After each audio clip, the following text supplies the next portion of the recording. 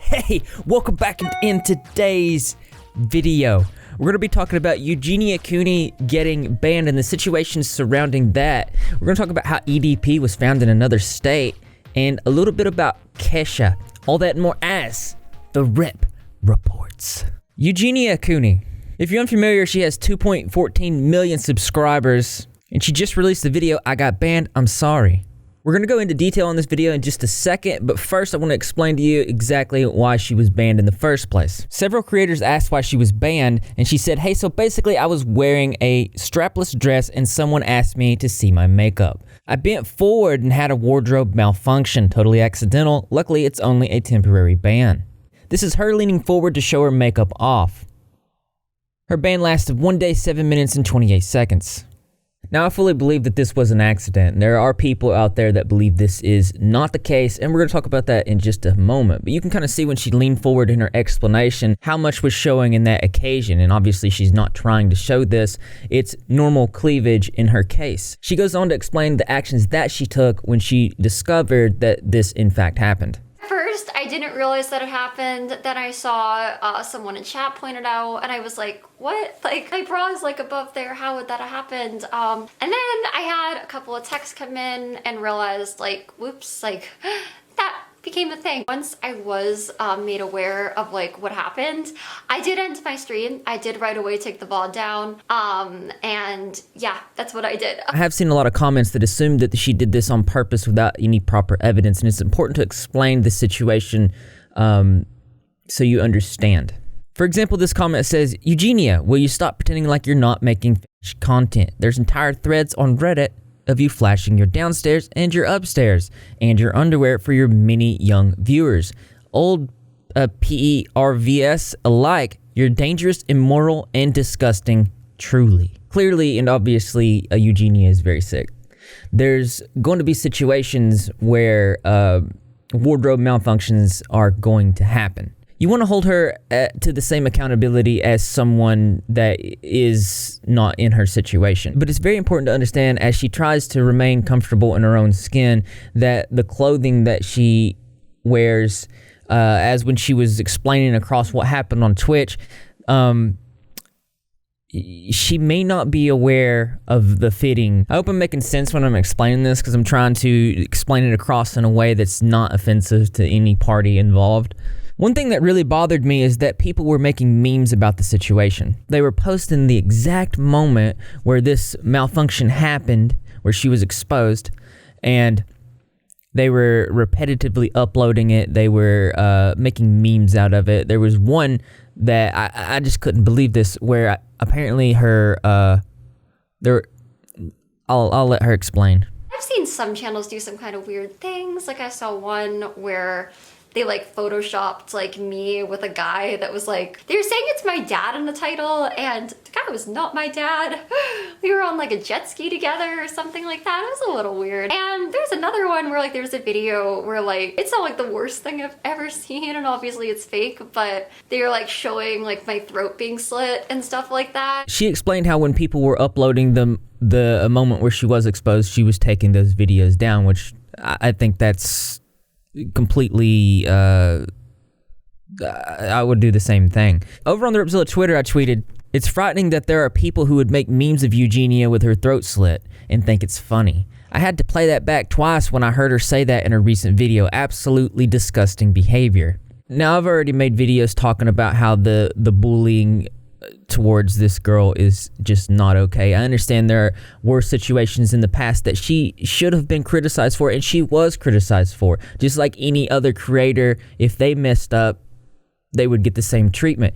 And in these types of situations, it's hard because it's not black and white, but we do have to keep in mind that Eugenia is very sick and that these malfunctions, though they happen on several other people and other people throughout history, the situations involving her, these types of wardrobe malfunctions are probably going to be more concurrent. But I think it's important that we check ourselves and make sure that we're just not hyper-focused on this girl because she is very sick. And And I know that in the past I've talked about temporary removal or a ban to help her, but I think the individuals that were involved in that situation were not fully, I don't think that they had their best intentions at heart, because there are people out there that make those terrible comments like we showed you earlier. There's like a group of people that absolutely and 100% hate to hate, and I don't think it has anything to do with Eugenia. I just think it's that clique of people attach on to any individual on the internet and perpetuate this type of thing, and that's not anything that I'm about. My viewers, I don't want you to participate obviously in any type of bullying or hating or anything like that towards anyone. I don't think we should make it any more difficult on her.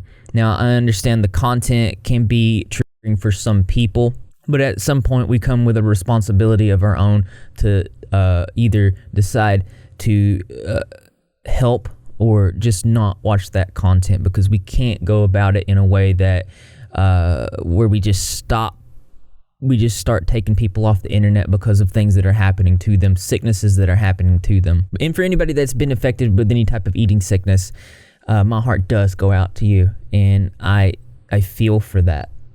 I myself have struggled with these types of situations, but if we're ever faced with any type of direct evidence where we can for sure say that there's evil going on behind the scenes of any type of situation, then I'm going to be the first to cover it, and I'm going to cover it in the most sincerest, best way that I can do it, and I can promise that. Other than that, in the news. In my last video, we talked about EDP445, his TikTok, how it most likely wasn't his TikTok, but we have an update with the EDP stuff. Apparently, he's hiding in another state. One user tweeted to Keemstar, said, "I met EDP445 today in Walmart in Davenport, Iowa. He told me if anybody asks, lie about his location. I think this is big news for people to look out for him in the area." I'm not going to show the address because seeing as how of what EDP is being accused of and what he was trying to do, I feel like it would bring a lot of hate and danger to that Walmart location. So I feel like that's not a good idea. They go on to say that he's so casual at the store as employees call him by his real name and talked with him on multiple occasions. And there he is, just chilling and shopping. Now, obviously, EDP was caught in a sting trying to talk to a 13-year-old girl about April last year. Now, we covered that, and if anything else develops in this type of situation, then I'll let you know here. Also, in the news.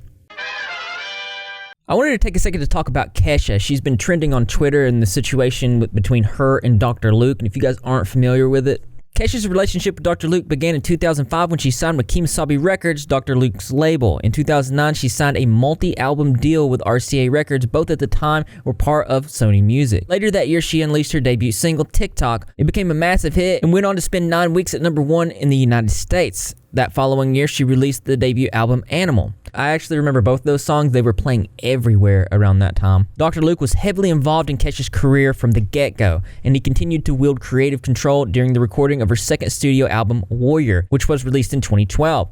And then the following year, a fan set up a petition calling for the singer to be freed from Dr. Luke's management.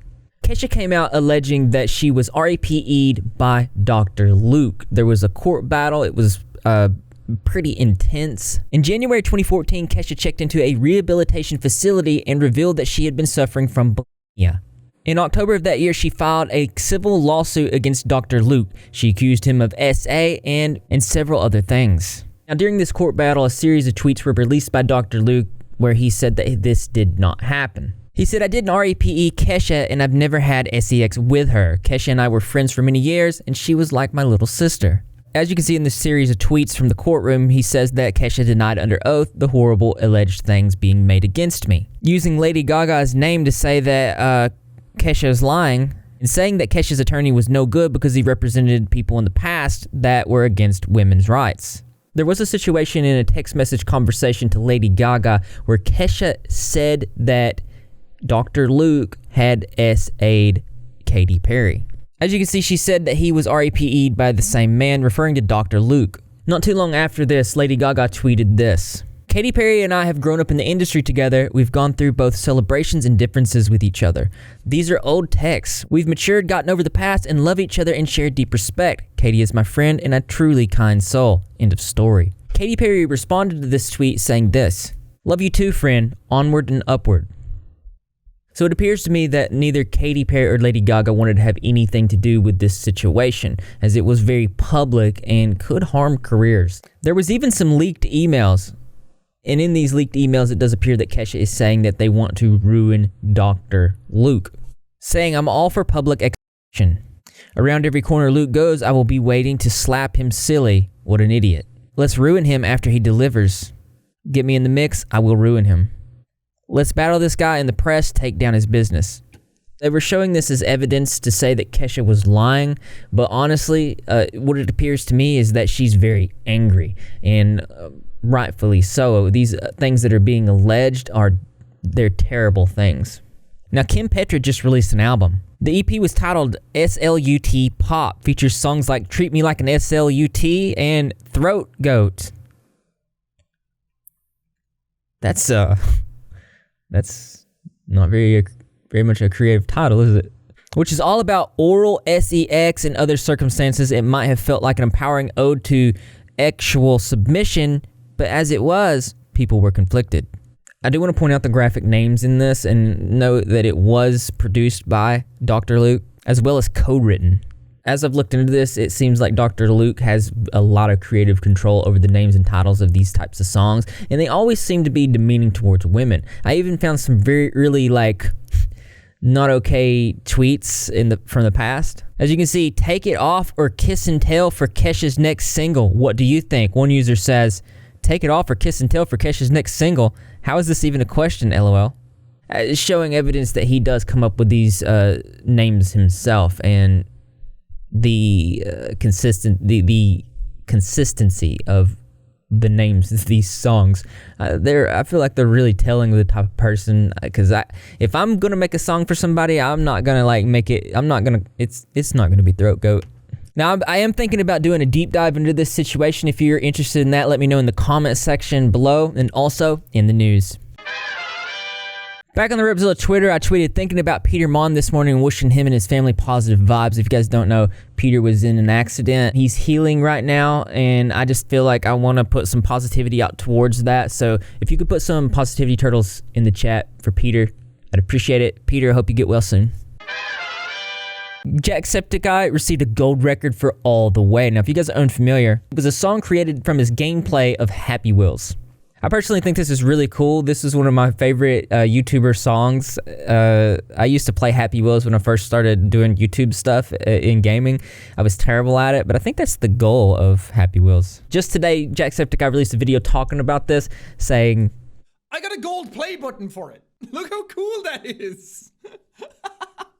It says, presented to Sean McLaughlin to commemorate RIAA Platinum certification of more than 500,000 copies of the Gregory Resident single, All The Way, I Believe in Steve. Now, I'm confused by this because it's a gold record. The actual color is gold, but it says that it's a platinum certification. Either way, this is the coolest ever. I didn't even think that I was allowed to get one of these for a song like this. I thought we'd end today's Rip Reports on a good note. I think that's a positive story to cover. I want to start covering more positive things. So if you like that, make sure you subscribe, notifications turned on. And as interesting as this is, always something that's more interesting to me. That's right, you guessed it. I want to know what you think. So why don't you go ahead and leave your creative and or interesting responses in the comment box below. Thumbs up for those likes. And as always, brothers and sisters, I will see you in the next video. I gotta pee. I sit here and I drink so much tea. Thank you to my patrons. I really appreciate it. I love you. You are amazing. Can we get some positivity turtles in the chat? Pat me on the back for consistent uploads. I've really been hitting the uploads again. It feels good to be back in consistency. Greg is not feeling good. I have to take him to the vet again tomorrow. It's becoming a detrimental situation, but I will update you guys on Twitter. If you're not following the Twitter, that's something that you definitely should do. It's at ZillaRage. I will see you there. I will be talking about behind the scenes information that you need to see, and that's just another way to show that you're repping. If you're not repping, you're getting how you do that. All you gotta do is subscribe and notifications turned on. Be in the comment section after every single video, because I'm gonna be there. Greg the Cat's gonna be there, and the rest of the Repswap community as well. And I expect to see you there too, because this channel loves you. Do do do do do do do.